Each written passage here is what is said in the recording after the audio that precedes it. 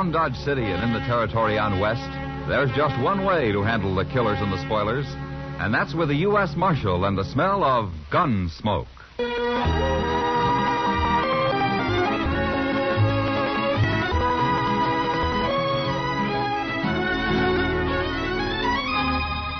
Gunsmoke, starring William Conrad, the story of the violence that moved west with young America. The story of a man who moved with it. Nat Dillon, United States Marshal.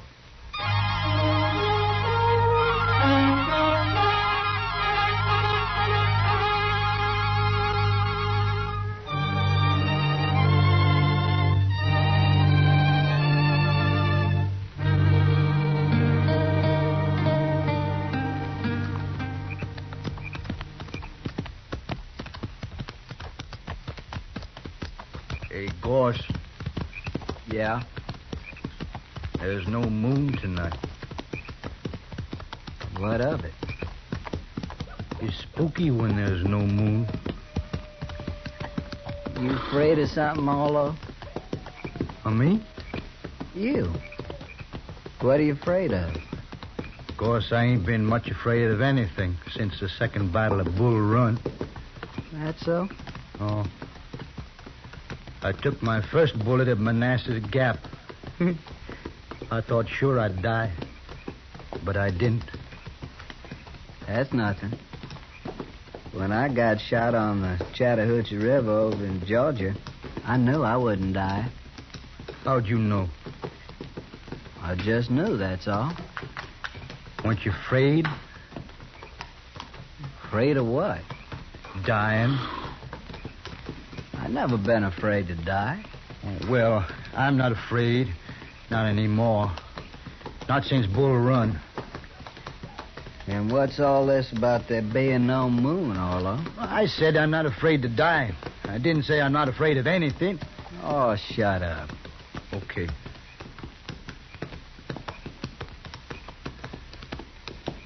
Hey, Gorse. Yeah? Wished we could stop and light a fire. What? I got some pork to cook. Now listen here, Arlo. You trying to tie the rope around your own neck? No. And eat your meat raw, you hear? Raw meat gives me the bellyache. You needn't worry about that, Arlo. Those people back in Dodge, they got a cure for bellyache. They have? They have. A lariat rope over the limb of a cottonwood tree. Oh, they ain't going to catch us. They will. You go building bonfires all over the prairie to cook your dang pork with. Well, I'll just build a little bitty Indian fire, Gorse. Oh, shut up.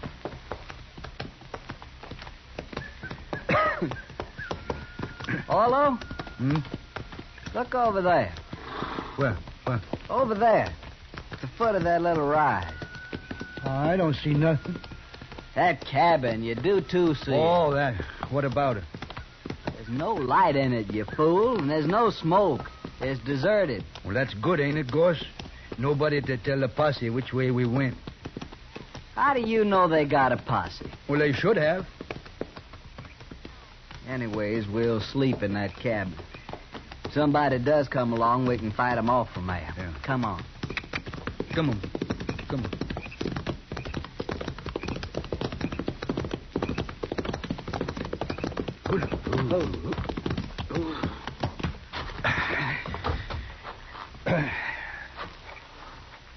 It's big, ain't it, Gorse?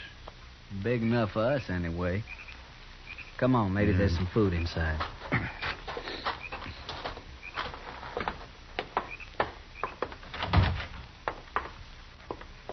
Hey, wait. There's a horse in here. He must have got in and the door blew shut. Poor thing. Well, get him out. Yeah, easy, boy. Easy now, son. Easy, boy. I got him. Now, outside, fella, outside. Come on. Yeah. Hey, that's funny. What's funny? That horse, he's all wet with lather. Lather? Hold it right there. Hey, there's somebody in there. Now get your hands up. What? You're framed in the door and you'll die if you make a wrong move. Now turn around and stand there. Now take your guns.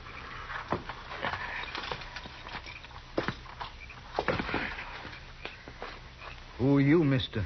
All right, get outside. Slow.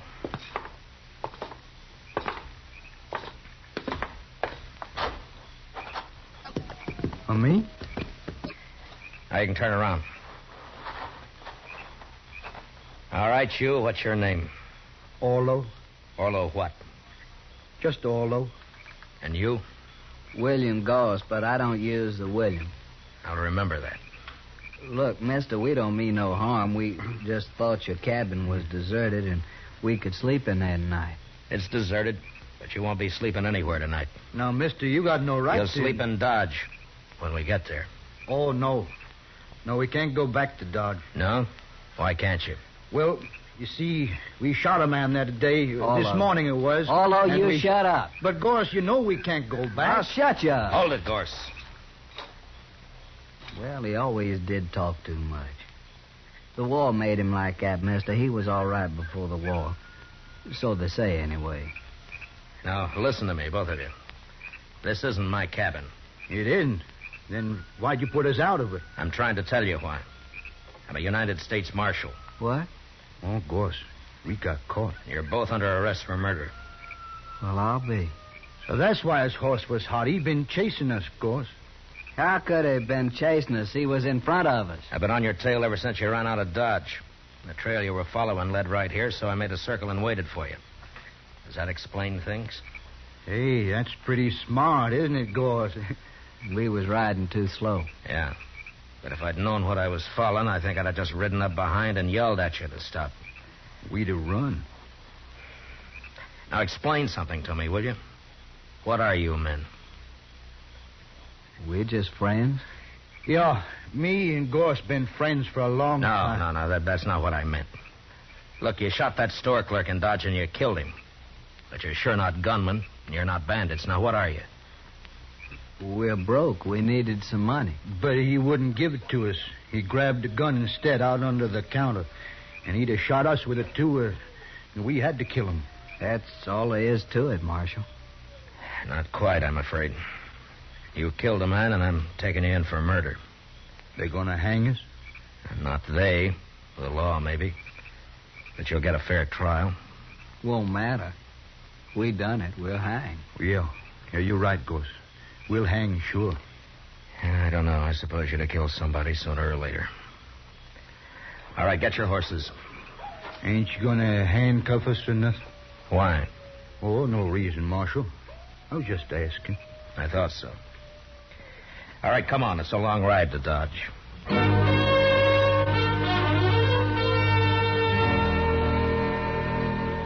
It took all night to ride back to Dodge.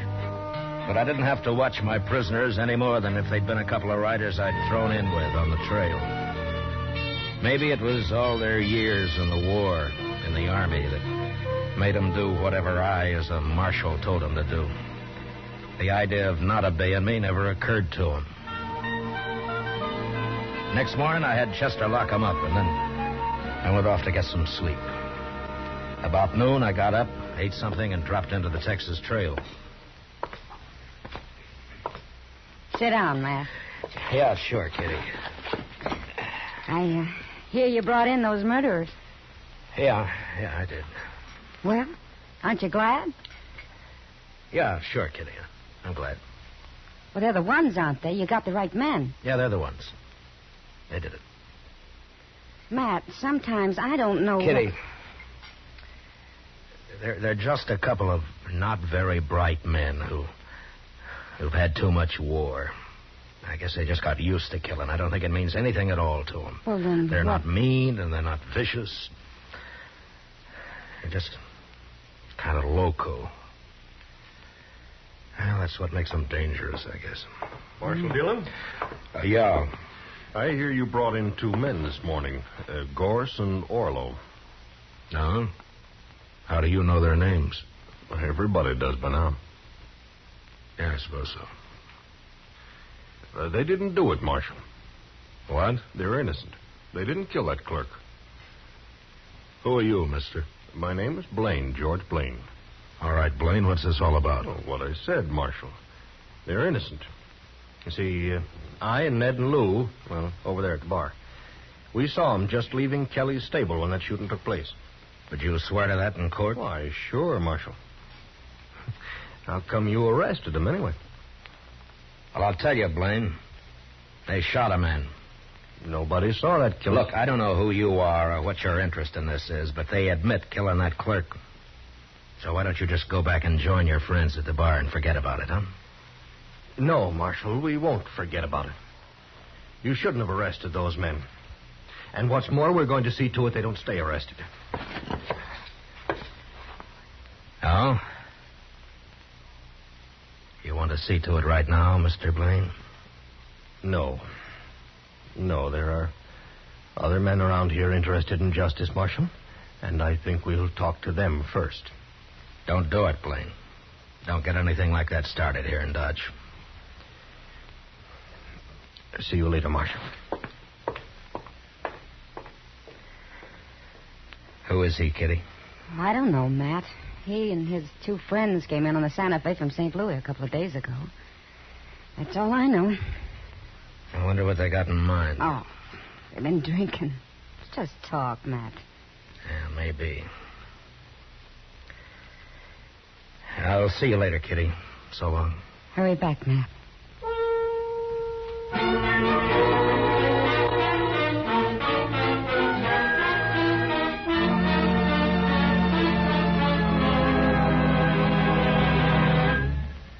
We will return for the second act of Gunsmoke in just a moment. But first, tomorrow night, CBS Radio's Escape dramatizes a romantic conflict titled El Guitarrero, which means the guitarist.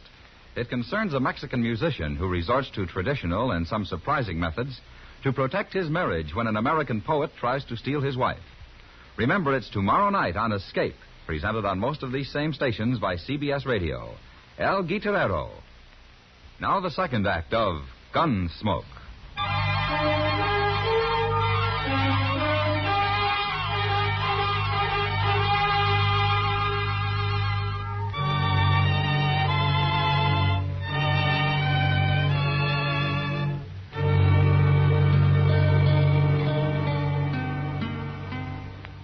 No, sir, Mr. Dillon, that fella come here, but I wouldn't let him talk to prisoners. Was he alone, or did he have his two friends with him, Chester? Oh, he was alone, sir. Yeah. But I did notice a couple of men waiting around outside now that you mention it. You, haven't heard anything about this Blaine or his friends the last day or so, have you? No, sir. Nobody's mentioned them. Around me, anyway. Well, it sure stumps me. You think maybe they're going to cause trouble, Mr. Dillon? I don't know, Chester. They might try, but it'd be easier to stop if I knew what was behind it. Yes, sir. Yeah, mobs have tried to open this jail before, but to lynch somebody, not to turn them loose. Mighty curious, all right. Now, Chester, I'm going to have a talk with the prisoners. Maybe they might know something. Well, it's worth a try, sir. Yeah.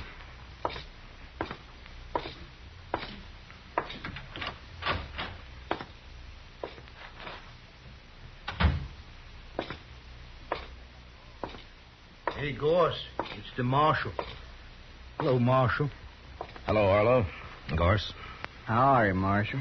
Well, is Chester treating you all right? Well, wasn't much of the bait we had this morning, but the noon meal was fine. Marshal? We get supper, too? Of course you do. When they gonna hang us, Marshal? Well, Arlo, you haven't been tried yet. Nothing's going to happen till you have a trial. How long will that take, Marshal? Well, what difference it make, Gorse, as long as we get fed every day? Listen, you men, I want to ask you something. Sure, Marshal. Have you ever heard of a man named Blaine? He's tall, has black hair. Blaine. He's, Wasn't that the fella's name who was here this morning, Arlo? Yeah, that's right. Blaine. Here this morning? Chester said he kept him out of here. Oh, he come around back, outside, talked through the window there. Seemed like a nice fella.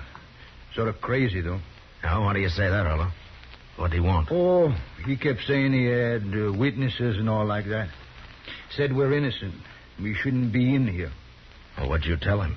Well, we told him how you caught us and what we did and all. We told him there wasn't any witnesses we could see. Just us. And that clerk. But we killed him. Sure, but Blaine was saying him and his friends saw us down by some corral or something. I don't know. He was all mixed up. Tell me, have either one of you ever seen this Blaine before? Oh, no, Marshal. Never laid eyes on him. And that's the truth. That's right, Marshal. Me, Gorse, we never tell lies. Yeah, I know. Did Blaine tell you what he's going to do? What his plans are? Nary a word, Marshal. Except he did say for us to set up a holler that we didn't kill that fella. Oh, he's crazy, that Blaine. I couldn't get his drift at all. Well, I'll tell you what it is, Orlo. For some reason that I don't know, Blaine wants you two out of jail. He may come here with a mob and try and get you out. Well, he can't do that. We're under arrest here. Yeah, I know. But he might try. What do we do about it, Marshal? Nothing, Gorse, nothing. I'll handle it. You sure, Marshal? Let me know if you need anything, huh? Oh, we're fine, Marshal. Thanks just the same. Sure. Okay. I'll see you later, then.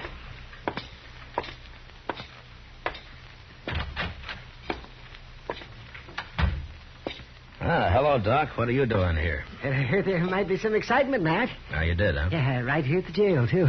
Give Doc a gun, Chester. We can use another man. Name your preference, Doc. Shotgun or rifle? You sit right where you are, Chester. I'm not a gunfighter. My work begins where you fellas leave off. Well, you may have a busy evening, Doc. But I hope not. You never can tell, Matt. But I take things as they come. Yeah, I know. Mm-hmm. I better go and get my office cleaned up. If anyone gets shot, you send them right up there.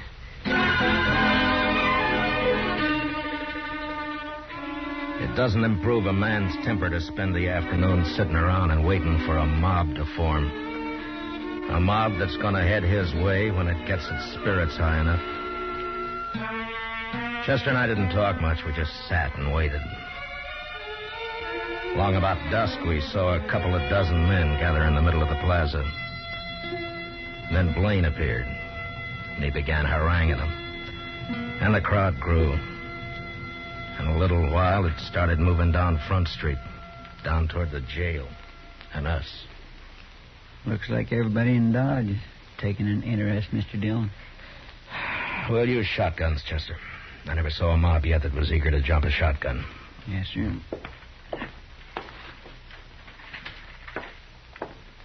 Here's yours, Mr. Dillon. Thanks.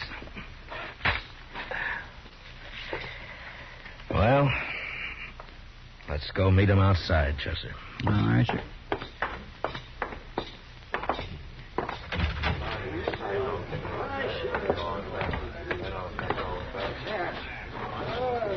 Here, this is good enough. Pretty big crowd coming, Mr. Dillon. Yeah, maybe most of them are just curious. I sure am, anyway. What do you mean, sir? Well, I haven't got this Blaine figured, that's all.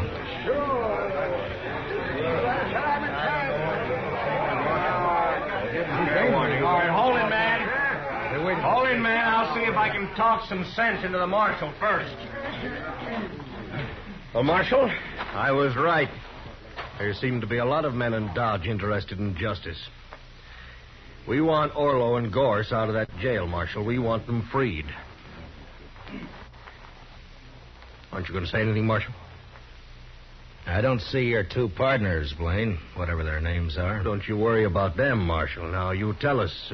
You going to turn those prisoners loose, or do you want us to do it? Well, speak up, Marshal. Which way is it going to be? All right. Now, you've all heard Blaine's story. He claims he and his friends saw Orlo and Gorse at Kelly's stable when the shooting took place. Now, that's pretty good evidence that they didn't kill that clerk. And it could be true. I'm going to go inside and I'm going to talk to him about it. And I'll give you my answer in half an hour. Now, is that fair enough? Yeah. A half hour will just about do it, Marshal. I think it will, Blaine. But no matter what you decide, we're going to turn them loose. Isn't that right, man? Chester, keep an eye on Blaine. Don't let him leave here if you have to shoot him to keep him around. Yes, sir, but I don't understand why Just you're... do as I say, Chester. Yes, sir.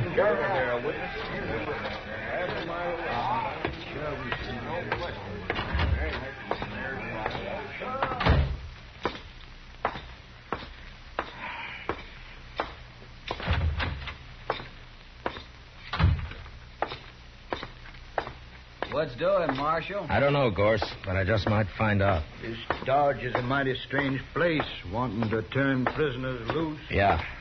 I'll be back soon.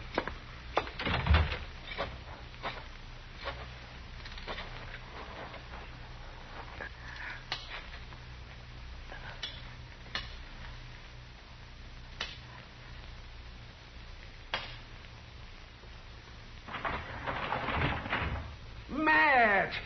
What are you up to? You're going to break my window with those rocks. Get on here, Doc. I need you, and hurry. Huh? Oh, why, sure, Matt. Stand out of the window here, and I'll climb down on top of you. It's only a few feet. Okay. Mob. Yeah, well, what's this all about, Matt? Where we're going? We're going to the express company first. Well, what for? It's closed. Maybe not. It's not quite 6. Everybody in Dodge is out there in the street. I was watching from my front window. Not quite everybody, Doc. Blaine's 2 friends aren't there. Yeah, right. Well, what do you I'm mean? working on a hunch, Doc. If I'm right, I want you as a witness. And we'll go back and show that mob what fools they are. Yeah, whatever you say, Matt. But I haven't got a gun. Don't worry, I'll do the shooting.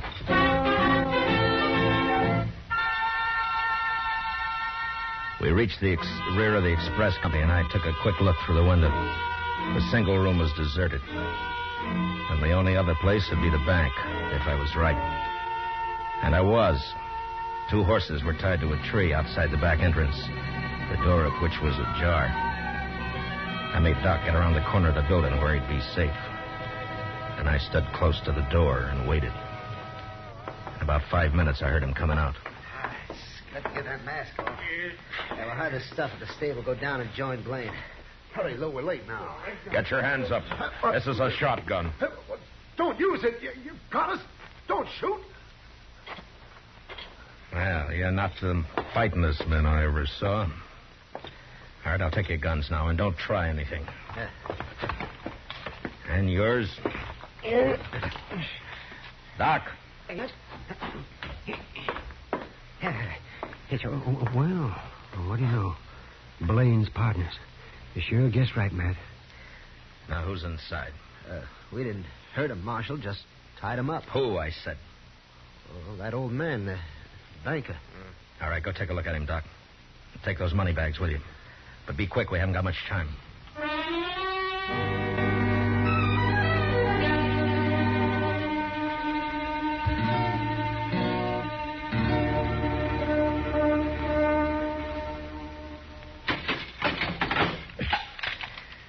I'll have company for you shortly, gentlemen, so you just sit quiet, huh? Blaine's going to be mighty surprised at this. Come on, Doc.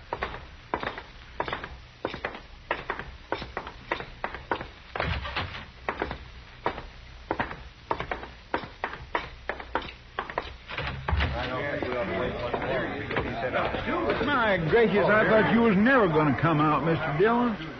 Well, Marshal, are you going to be smart? Are you going to turn them loose? You're under arrest, Blaine. What?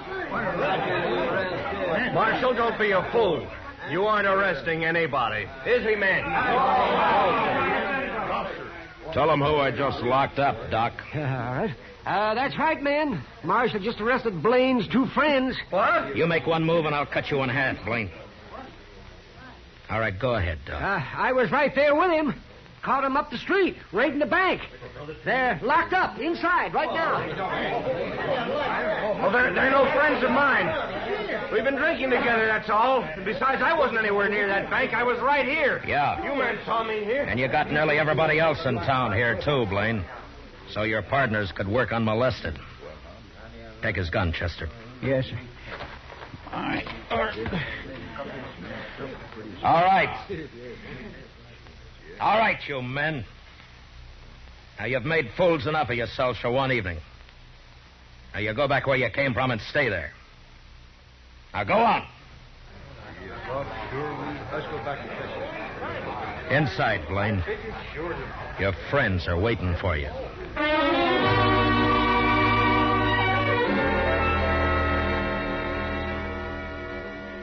I never did find out just who Blaine was. He kept his mouth shut all through the trial. It could be that he'd never been arrested before. But anyway, he and his partners got 5 years. That's better than Orlo and Gorse made up. They stood up and told their whole story as straight as I'd told it myself. I guess telling the truth was about the only sense of right and wrong that the war had left them. They weren't bad men, but they were dangerous. And early one morning, a month later, up in Hayes City, on the order of the court, Orlo and Gorse were hung.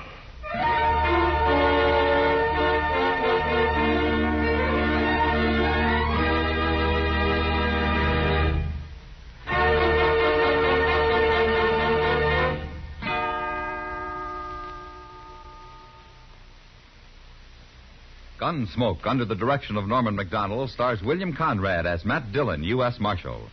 Tonight's story was specially written for Gunsmoke by John Meston, with music composed and conducted by Rex Corey. Featured in the cast were John Daner and Harry Bartell, with Lawrence Dobkin and Lou Krugman. Parley Bear as Chester, Howard McNear as Doc, and Georgia Ellis as Kitty. Gunsmoke is heard by our troops overseas through the facilities of the Armed Forces Radio Service. Join us again next week as Matt Dillon, U.S. Marshal, fights to bring law and order out of the wild violence of the West in Gunsmoke.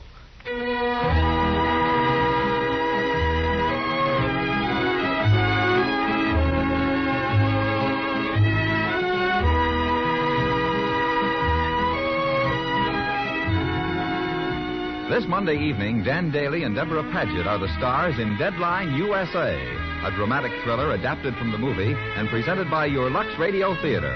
It's an action-filled story of a newspaper man's struggle against hoodlum elements in his community, one that leads to dangerous reprisals on the part of the mobsters. Remember, this Monday night over most of these same stations, CBS Radio offers Deadline USA on your Lux Radio Theater. George Walsh speaking. America is cooking with 14 million kitchen radios and listens most to the CBS Radio Network.